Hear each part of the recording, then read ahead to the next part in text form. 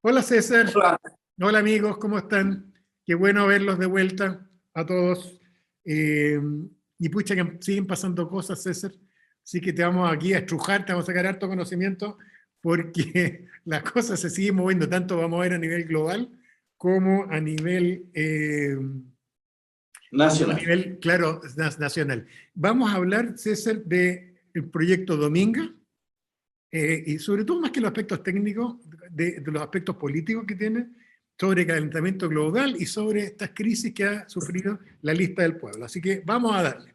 César, Vamos. Dale. ha estado muy fuerte en las noticias, me ha llamado mucho la atención porque tú además hace rato que vienes planteando el tema de la forma como cubren esta contingencia los medios de comunicación, y me ha llamado, ya te voy a explicar por qué, la atención como cubren esta especie de esta crisis o conflicto que surge con la aprobación del Comité de Impacto Ambiental Regional, ¿no es cierto?, del proyecto Dominga y todos los votos que ha dado.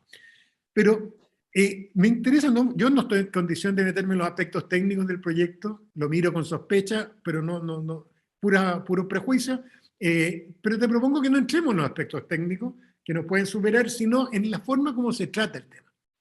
Entonces, lo que se ve, incluso viéndolo en los canales en Megavisión, que he visto noticias en Canal 13, el setting es el siguiente: aparece alguien con un vocero de Dominga diciendo que el proyecto es del descueve, que todo se ve, con un marco raro, porque aparece un tipo con todos los marcadores de clase acomodada, ¿no es cierto? Aparecen siempre en la nota periodística indicando que este es un proyecto de la familia del Choclo Délano, que es amigo del presidente de la República, la oligarquía, los de siempre, los que se la llevan pelada por un lado, tratando de afectar el medio ambiente. Y la imagen siguiente en todos estos canales de televisión, después es un pingüino corriendo con pinta que ese pingüino lo va a reventar este proyecto y poniendo a la naturaleza de nuevo en contra de estos proyectos mineros.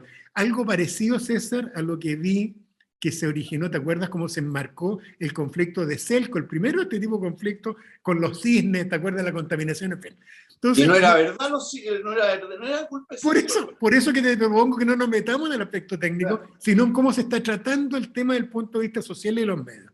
Entonces, la primera pregunta, César, en esto es: ¿tú crees que hoy día, dentro a propósito del proyecto Dominga, cuando los empresarios chilenos o extranjeros que están con un proyecto de este estilo que va a tener impacto ambiental, ¿tú crees que tienen consideración que no es lo mismo 20 años atrás que hoy día, y que hoy día se instala más el tema, el proyecto va a jodernos?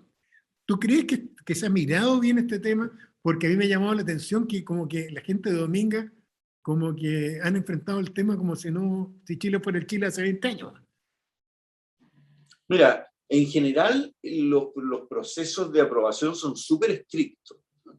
E incluso pasan por consulta a comunidades. O sea, no es fácil sacar un proyecto que de alguna manera te cambie el panorama, ¿ya? O sea, pasó, ¿no es cierto?, con Gonzalo Vial, que estaba aprobado, si esa planta empezó a operar, ¿ya?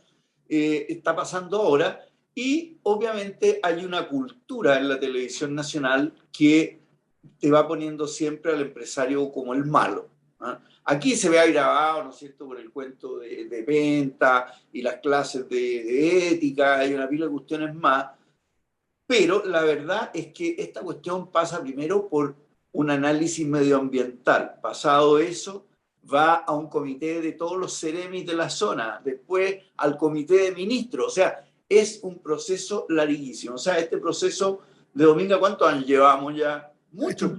Mucho, o sea, me acuerdo el desparramo que quedó cuando llegó el comité de ministros de Michelle Bachelet, ¿te acuerdas? Y rebotó, y después, por lo que me acuerdo, renunció Céspedes. ¿Te acuerdas que hubo un tremendo quilombo, como diría el argentino? No, mira, a mí lo que me duele de la televisión, y que yo creo que los empresarios tienen que preocuparse, ¿ya? Y preocuparse significa ver dónde ponen su propaganda, ver a quién apoyan, ver a quién no apoyan, en fin, pero tienen que preocuparse de tener una mejor relación con los medios a través de, ya sea ellos mismos, o la propiedad, o la propaganda, etcétera, etcétera, porque si no les va a ir muy mal. Pero además aquí se juntan varias cosas, ¿no es cierto? Están los personajes del caso Penta, una mina de hierro, y una mina de hierro suena a óxido, ¿ya? con algún aspecto medioambiental. Entonces, yo creo que, y más encima lo que tú dices, que sale un pijecito dando la cuestión cuando en realidad salió un gallo con un casco minero, ¿no es cierto? Y haciendo otra cosa. En ese sentido a los empresarios les falta mucho rodaje. A pesar, y que eso que lo han pasado bien mal. Ahora les metieron una acción, ¿cómo se llama? Un action class ¿quiénes fueron? A SMU y a Líder y a Walmart, que ninguno de los dos contestó, prefieren irse directo a la corte, ¿ya? Lo cual es más malo. O sea, es cierto que se están ahorrando, capaz que se ahorran. Si caen en la tercera sala, les puede tocar el juez Muñoz, y aunque tuvieran razón, diga que la gente sufre mucho, así que él considera que hay que echarlo para atrás o para adelante o para lo que sea. Piensa tú que el juez Muñoz, ahora esa sala dijo que los empresarios que están descarbonizando Chile tienen que preocuparse de darle empleo a aquellos trabajadores que salgan del sistema por la descarbonización. O sea, se cree, bueno, la Corte Suprema Americana colegislando. Entonces, irse a la Corte Suprema hoy día yo lo encuentro súper peligroso. César, pero ¿no crees tú que mi impresión es que lo que levanta Dominga y que lo levantó el tema de la planta de cerdos de Superpollo en el norte, chico, y qué sé yo, los cisnes y tantos otros casos, tiene que ver con que hoy día no son viables los proyectos industriales, extractivos, mineros, similares, cuando la comunidad no está a favor. Y que por lo tanto, cuando tú estás evaluando un proyecto, tú vas a tener que evaluar no solo lo tradicional, marco legal, vaya a tener que meter si esto es viable socialmente o no, porque no te puedes poner a pelear con la comunidad. Entre otras cosas porque los medios de comunicación y las cortes se van a alinear a lo mejor con la comunidad. Lo malo, te fijáis, es que hoy día tú no puedes poner en Europa ni en Estados Unidos una planta de chancho. Entonces, Chile tiene una oportunidad de poder hacerlo en el desierto de Atacama, ¿ya? Que molesta mucho menos. Y así tampoco te dejan tener fábricas de vidrio, tampoco te dejan tener una pila de cosas de productos industriales que son de primera necesidad. Ya después, cuando hablemos del calentamiento global, vamos a ver ahí cómo entran de nuevo todas estas cosas. Y lo malo es que cuando tú te presentas ante una comunidad, ¿ya? Basta que una persona levante el dedo y te diga que es malo, que es peligroso, que es chuncho, que es la cuestión, y se le agregan más y tú no logras esa unanimidad que tú podrías lograr. O sea, es realmente una timba aquello. Claro, Muy pero difícil. estarás de acuerdo conmigo, César, que a lo menos tú y yo trabajamos como asesores a veces de proyectos, que a lo menos, si hay un proyecto que se está evaluando, lo menos que uno tiene que hacer es incorporar esta variable nueva. Oye, está el aspecto técnico, está el aspecto legal, y tienes que agregar un aspecto No, social. pero espérate, Juan Pablo, este proyecto, si se aprobó, quiere decir que pasó la parte como de la consulta comunitaria, ¿ya?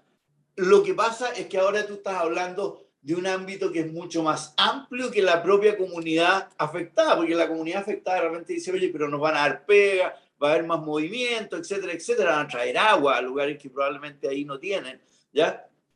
Pero el resto de la cultura chilense hoy día encuentra que fierro igual óxido, igual contaminación, y da lo mismo un poco lo que haya dicho la comunidad, si por algo se aprobó. ¿Sí? O sea, ya pasó ese test, pero no pasa el test más amplio, de una comunidad mucho más amplia y de los periodistas y la cultura en general.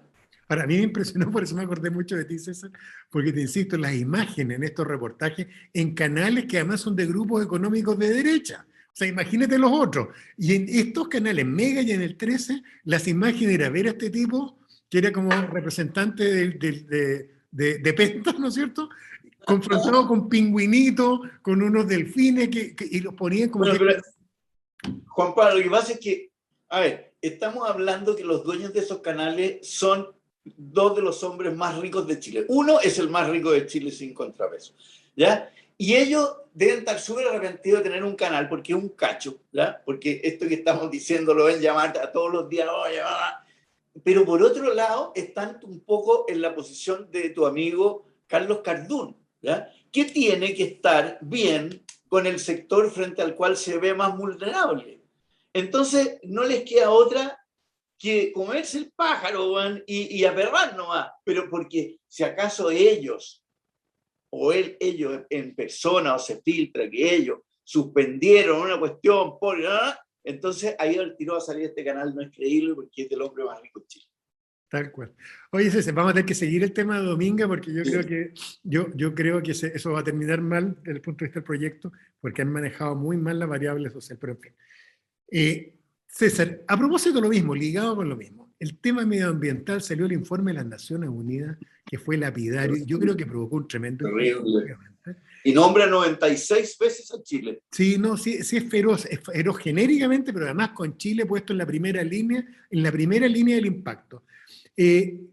¿Tú crees, César, que primero hay conciencia real en el país, socialmente, de que en Chile este es el problema que tenemos por delante en los próximos 20 años, 30 años? Y en segundo lugar, ¿cómo ves, fuera del tema político, cómo ves a los empresarios? ¿Cuánto la dirigencia empresarial, los dueños, los ejecutivos, tienen en la cabeza este tema? ¿Y cómo adaptarse? A ver, hay distintos tipos de industria que usan más o menos agua, ¿ya? Hay que partir hablando primero que en Chile el agua para tomar no es un problema, ni para bañarse. O sea, basta con una planta desalinizadora nueva para que la gente pueda hacer procesos industriales más sencillos y, ¿cómo se llama? Y tomar agua y bañarse y qué sé yo. El problema está en la agricultura, y esto ya lo han visto los californianos, digamos. O sea, la agricultura más importante de Chile, la que da más valor agregado, no es la del sur con las vacas, sino que es la central con la fruta. Y una hectárea te consume 1 litro por segundo, continuamente. Estamos hablando de riego con goteo, que está entrando y entrando porque el tema del agua en la agricultura se está notando cada vez más. Dicho esto, ¿ya? El cuidado que tienen los canalistas chilenos y los regantes chilenos respecto a su red de canales es lamentable. O sea, aquí la cuota para pagar del canal, oye, son 20 lucas al año, 30 lucas al año, con canales antiguos. Piensa tú que los primeros canales los hicieron los incas, después se hicieron casi todo en el siglo XVIII y XIX, ¿ya? Yes. Pero no se gasta la plata que tú podrías pensar que hay. Mira, te voy a poner un ejemplo con el canal este que yo estoy viendo ahí en Curacaví y María Pita. Ese canal solo riega 10.000 hectáreas en forma legal y otras 2.000 más en agua que se roban y que... El precio de una hectárea con riego es de 30 millones de pesos. El precio de una hectárea sin riego es como medio millón. O sea, ese canal y su red de canales vale aproximadamente 4.000 millones de dólares. Y nunca se han gastado ni siquiera el 0,1% en revestir canales, en cuidar, en hacer las protecciones que deben para aprovechar al máximo. Y esto es verdad, oye, en todas partes. Los directorios de la sociedad de canalistas son ad honorem, algunos son más avanzados como los del Maipo, otros no, ¿ya? Los subsidios de riego no son tan fáciles de buscar como uno lo pensaría. Y oye, en el tema de los derechos de agua, César, hay un desorden tremendo, histórico en Chile sobre las inscripciones de derechos de agua. Oye, mira, yo tengo inscritos mis derechos de agua en el sur. Ya los tengo inscritos en el registro, en el conservador de bienes raíces. Pero me falta un último trámite que es la DGA, que lleva 2 años de atraso, ¿ya? Igual tú puedes regar y hacer todo, pero no es al 100%.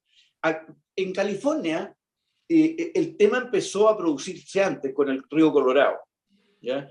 Y lo que pasó es que las grandes compañías les empezaron a comprar los derechos de agua a los agricultores y se despoblaron pueblos enteros. Así es. Porque no se necesitaba esa mano de obra, ¿ya? Y más encima, el Estado norteamericano dijo ya, en vista de que esta cuestión está sin industria, sin cuestión, pongamos ahí las cárceles. Lo cual lo empeoró aún más, digamos, viene a ser como un dump site, digamos, en lo social.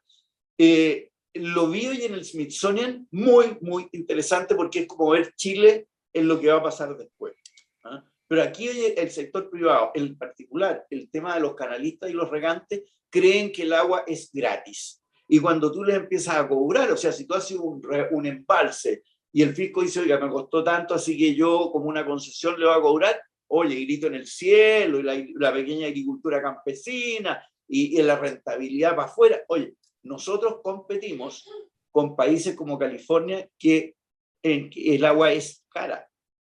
César, pero tú conoces la SNA por dentro, como una de las organizaciones, ¿no es cierto?, que podría participar. La SNA no debiera estar a la cabeza de esta discusión del punto de vista científico, del punto de vista económico, con alternativas puestas. Yo siento que salió este informe de las Naciones Unidas y que nos pilla casi en pelota, que tenemos campañas presidenciales en que ninguno de los candidatos se ha pronunciado sobre el tema, que no deben tener planes No, sobre el sí, tema. no están los planes, es una cosa loca. Planes. Entonces, es como raro, ¿no? Porque en la agricultura, César, tú tienes razón ahí, ¿no es cierto? Que el primer impacto va a ser en la agricultura más que en el consumo humano, y desde ese punto de vista, no debieran ya tener equipos técnicos, trabajando alternativas, viendo cómo vamos a enfrentar si esto efectivamente, como dijo el ministro el otro día, esto no es sequía, sino que esto es el nuevo clima.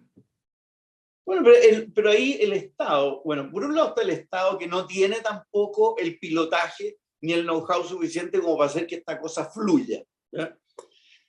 Y en el sector privado, los agricultores en general no son grandes empresas, son pymes en general, ¿ya? Y por supuesto que a la pyme le duele pagar por el agua, y le duele pagar una cuota alta para que le vean su canal, y pagar por celadores para que vayan en la noche a ver que no le roben el agua, ¿ya? Pero a nivel país, yo creo que existe el ambiente, pero que llegue a los agricultores, que son empresas más chiconas, yo creo que va a costar porque les toca al tiro el bolsillo en un tema que para ellos no es un detalle, ¿no? Ahora, proyectos grandes, como el canal que iría desde el Biobío hasta arriba, que propuso Juan Sutil con Ricardo Lagos y otras personas más, se ven con suspicacia en el sector público por lo caros que son, y apenas se anuncia algo, las comunidades entre medio dicen, sí, pero por aquí no, ¿ya? Entonces tú me dices, culturalmente Chile está preparado para esto. No, no está preparado. No. Ni a nivel público, puede que a nivel intermedio, los grandes agricultores, los grandes fruticultores, puede que lo tengan, pero de ahí para abajo no. De ahí para abajo el agua es gratis, es un derecho. O sea, yo creo que para donde puede partir esto es mucho peor todavía. Que digan, sabe que el agua es un derecho, entonces aquí hay empresas grandes que tienen muchos derechos de agua y se las vamos a quitar para dársela a la pequeña agricultura campesina, que produce maíz, trigo, te fijáis que no son grandes valores agregados. O sea, aquí podemos terminar de Guatemala a Guatepeor. Oye, César, y del punto de vista técnico, ¿tú crees que efectivamente hay respuestas tecnológicas a propósito del riego por goteo y cosas similares? ¿Tú crees que hay respuestas tecnológicas que permitan mantener el nivel de producción agrícola actual, sobre todo de fruta, tolerando una baja del volumen de agua? Pero fíjate tú que no consideremos este año que fue muy seco, pero normalmente una gran cantidad de agua del río Maipo termina en el mar. Y eso tú lo ves cuando vas a San Antonio y el agua de otro color, ¿ya? Y lo mismo pasa con el Aconcagua, y lo mismo pasa para arriba. O sea, Copiapó no. Ahí lo tienen entero controlado. Y si tú bajas al Tinguiririca y vas bajando hacia allá, botamos mucha agua al mar. Eso los israelitas cuando vienen para acá nos tratan de locos, de tarados. O sea, si nosotros, dice, tuviéramos el agua que ustedes tienen, nosotros tendríamos esto como un jardín, ¿ya?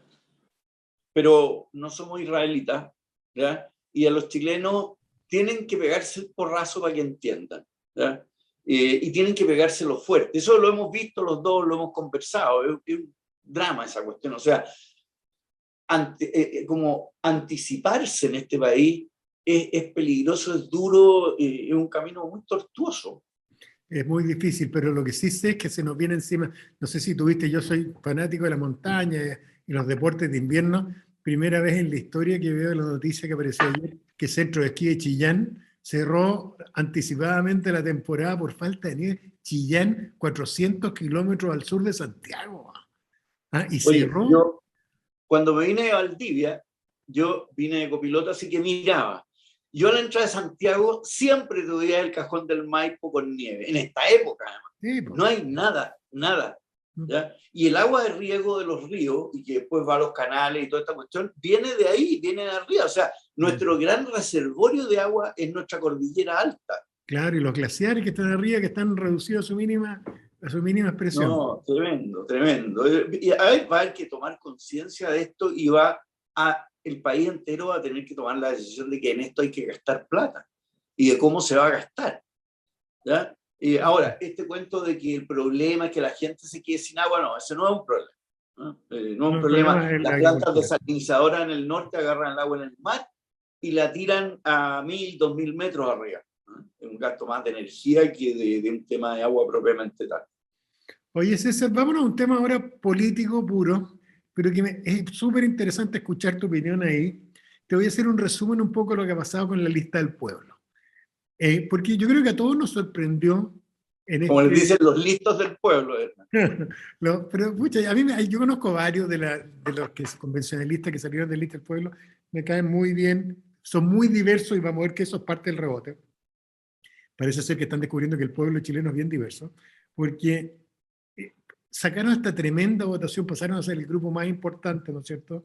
Dentro de No, fue una sorpresa. Sacaron un 20%, que es mucho. Es una brutalidad, ¿no? Por eso, pero como grupo único, como lista, fueron las más votadas. Lo que pasa es que hay otras alianzas que juntaban más, pero como lista fueron las más votadas. Entonces, pero todo esto que parte muy bien, de a poco tú sabes que empezó a generar que se saliera uno, después se salió otro, después empezaron a aparecer las ideas de entrar en la carrera presidencial para aprovechar la masa votante que tenía, y bastó que se metiera en el tema presidencial y esta cosa ha implotado. ¿Ah? Y muy agresivamente. A mí me impresionó mucho ver que en el fondo se publicó una noticia, una carta el otro día, de un grupo anónimo, ¿ah? de la lista del pueblo, que decía que no ponían sus nombres por miedo a las represalias internas. Y en el fondo la acusación de ese grupo era decir, mire, aquí hay un grupito adentro de la lista del pueblo que se ha fascistizado, literalmente, decía la carta. Se ha fascistizado y que quiere hacer todo lo que ellos quieren imponer ellos el candidato presidencial, y esto no se... Tal desparramo completo. Se ha seguido saliendo gente de adentro, pero además no tienen capacidad de conducción porque no tienen una verdadera orgánica, entonces parece que se han mezclado con personalismo. En lo concreto, este tema que se veía que iba a ser como una cosa bien explosiva desde el punto de vista del impacto en la campaña presidencial, que es que la lista del pueblo con unidad forma nítida pusiera un candidato, ¿no es cierto?, ha terminado siendo una especie de calvario interno y una especie de autodestrucción de este grupo de a poco. No sé para dónde va, pero se ha ido cada vez fragmentando más, se han expulsado, fuera que se han retirado miembros, hay 3 o 4 que han sido expulsados de dentro del grupo de los... Se han abusado, claro. se han abusado. Claro, entonces, la pregunta, ¿cómo ves ese fenómeno desde tu experiencia política, César? Porque además yo creo que todos hemos vivido esto, más allá que sea esta gente de izquierda, es que uno critica mucho a los partidos y las estructuras de los partidos, pero hacer política sin estructuras de partido y sin orgánica es muy difícil. Juntar personas independientes y ordenarlas sin que sea una montonera es muy difícil. ¿Cómo veías el tema tú? Yo, igual que tú, yo soy partidista, no es que pertenezca a algún partido, pero yo creo que las democracias, las mejores democracias tienen partidos. Así es. Y mientras menos partidos es mejor. O sea, esto de tener múltiples partidos ahora lo están sufriendo los españoles, los alemanes ahora, ¿ya? Y aquí ya es como la cueca en pelota, digamos, o sea, aquí tenemos de todo. Y si tú miras, hoy día sale en la página de Cristian Bofill, los currículum de los personajes, y son bastante discutibles, digamos, o sea, como para ser candidato a la presidencia, es cosa que le saquen la detención 1, la 2, la 3, la 4, el robo 1, 2, 3, 4, o sea, los partidos tienen eso, que te ordenan. El partido es como lo que hemos hablado de los diarios versus las redes sociales. El diario tiene un director, tiene un responsable frente a la ley. No pueden poner cualquier cosa porque tú los puedes demandar.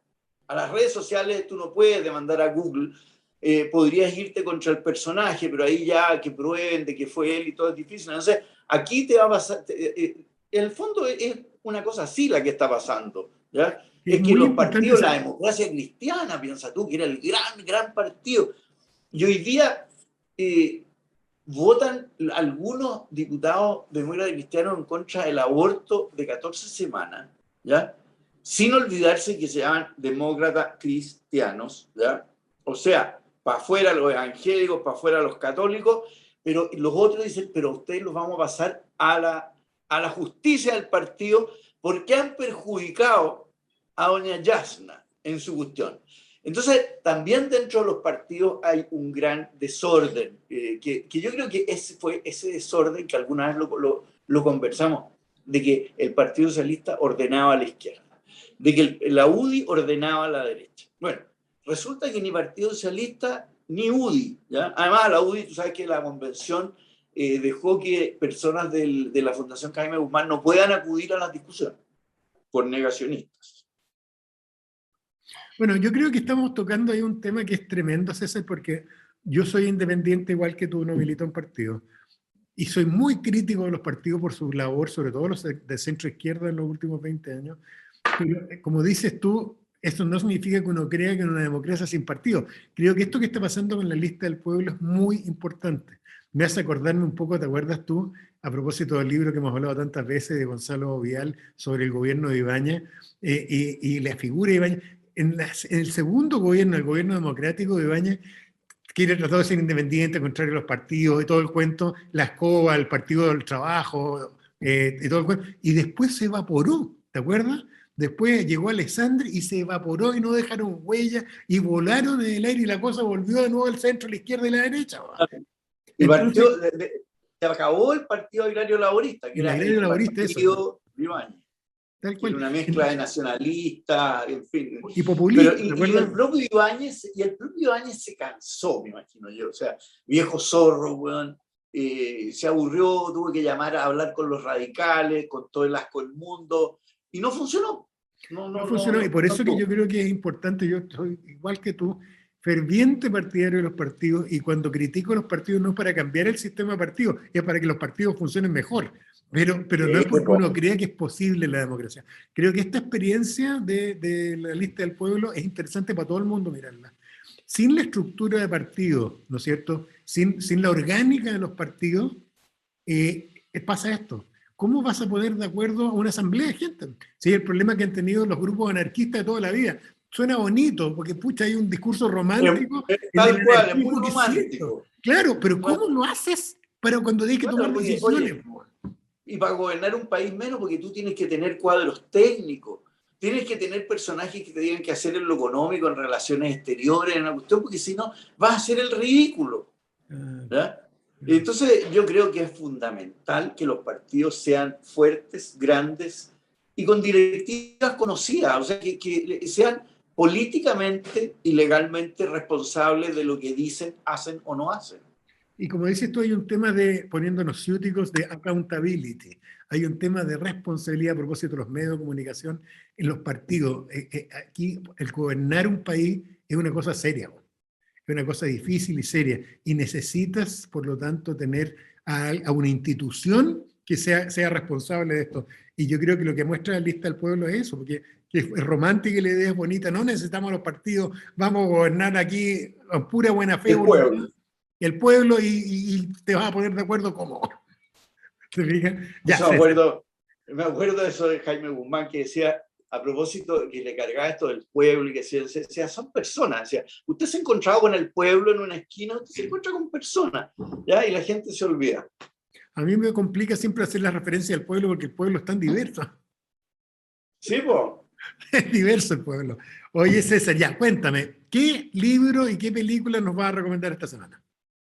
Bueno, del libro sigo tu recomendación, estoy fascinado, no leyendo los capítulos que tú dijiste, que eran los referidos a la democracia griega, etcétera, sino que el primer capítulo grande, que es la Primera Guerra Púnica, de que se pelea en Sicilia, en que aparece ya Asdrúbal, el padre de Aníbal, y que termina en tablas.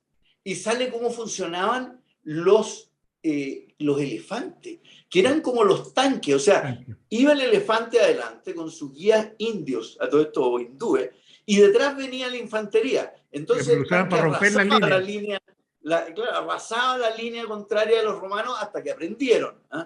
Pero muy interesante, escrito como a ti y a nosotros, a mí me gusta, es como una película, es como leer a Gonzalo Vial como historiador, o sea, no se mete, te dice cómo eran los cuatrirremes, los trirremes, cómo se armaban las cosas, muy, muy bueno, muy bueno. Y en película, otra también de básquetbol que se llama Al Descubierto, que fue una riña espectacular en Detroit, en que a los que iban ganando, el pueblo de Detroit baja en un momento a la cancha y los linchan, ¿ya? Los linchan, o sea, hubo también culpa de parte y parte, porque mientras iban ganando le sacaban pica, pero igual, ¿eh? O sea, bueno. y te van dando además, qué bonito, la vida de los basquetbolistas negros, que todos parten como niños muy pobres, y por sus habilidades, y qué sé yo, entran al colegio, entran a la universidad y después entran a la liga. Bien interesante. ¿Y ya, tú? oye, yo tengo de recomendación una película liviana que se llama Nadie, Nobody, que es parecida es una película que es parecida a Los Imperdonables, la película de Clint Eastwood, el western, en el fondo un antihéroe que hacia el final se transforma en un superhéroe defendiendo buenos valores, un tipo que supone que es como la escoria, un loser, como diría Donald Trump. En tono de comedia, divertida, simpática, que está en Apple TV. La recomiendo yo, pasé un buen rato, con buena música, además tiene muy buena música. Y me entretuve harto con una especie de comedia de acción. Y del libro, un libro raro que tiene que ver a propósito de la historia con la otra mirada a la historia. Este es un libro de historia y de historia de las guerras de Estados Unidos después de la Segunda Guerra Mundial y de estrategia de guerra, pero no escrito por teóricos. Es parecido a este personaje a Tucídides, porque Tucídides fue un general que peleó, como Jenofonte, también que eran historiadores que peleaban, no como Heródoto que solo estudiaba. Dicen que es el coronel o soldado norteamericano más condecorado de la historia. Tiene no sé cuántas medallas de estas de honor del Congreso, extraordinaria, el coronel David Hackworth, que se murió hace no mucho tiempo atrás. Si algún día quieren entretenerse, en YouTube ponen el nombre de él, de coronel David Hackworth, y van a toparse con entrevistas a él impresionantes de la visión técnica, un hombre muy Hank, a ver, H-A-C-K-W-O-R-T-H, Hackworth. Ahí lo voy a poner grande, el nombre Hackworth. Personaje extraordinario que además de participó en la final de la Segunda Guerra Mundial, participó en la Guerra de Corea intensamente, en la Guerra de Vietnam, pero además describe lo que es el combate. Para aquellos que nos gusta desde la distancia intelectual idealizarlo, el gallo describe las primeras personas que mata y las describe cómo lo hace. Y mira, terrible. Pero el tipo es un profesional de la guerra y curiosamente, y esto es muy típico en Estados Unidos, a propósito de Eisenhower, que tienen militares muy críticos, que fomenten la cosa crítica. Y él es extraordinariamente crítico de la política exterior norteamericana, y en particular de la guerra de Vietnam. Y explica por qué, cuáles fueron los errores después de haber combatido él, comandó cuerpos de élite durante muchos años en Vietnam, por qué se equivocó, y esta hegemonía norteamericana está mal planteada desde el punto de vista militar. Y desde luego, antes de morirse, dijo lo mismo respecto de Irak y de Afganistán. Entonces, muy interesante, un gallo, un guerrero, pero que al mismo tiempo le gustaba la historia, que teoriza sobre la guerra, y que este libro, About Face, significa media vuelta, a la frase que se les da a los soldados para girarse, ¿no es cierto? Pero es muy interesante y que muestra otro ángulo de la historia, ¿no es cierto? Que la historia escrita por los gallos que están ahí en el área chica. No es un teórico de la Segunda Guerra, ¿no es cierto? Sino que él vivió la final de la Segunda Guerra, en fin. Así que es una gran recomendación. Ya, pues César, estamos con hartos temas para seguir para la próxima semana. Oye, sí, para la próxima viene lo de Afganistán, que estuve leyendo todo el desastre que significa para los países de los lados, el que es el talibán de nuevo. No, pues si va a descompensar toda la zona de nuevo, hasta los rusos van a salir perdiendo esto. Exactamente. Ya, ahí vamos Bueno. a ir viendo, te toca llevar la ti la próxima semana y qué bueno verte, César, y un saludo a Igual, todos. pues. ¿Ya? Que estén muy bien y nos vemos la próxima semana.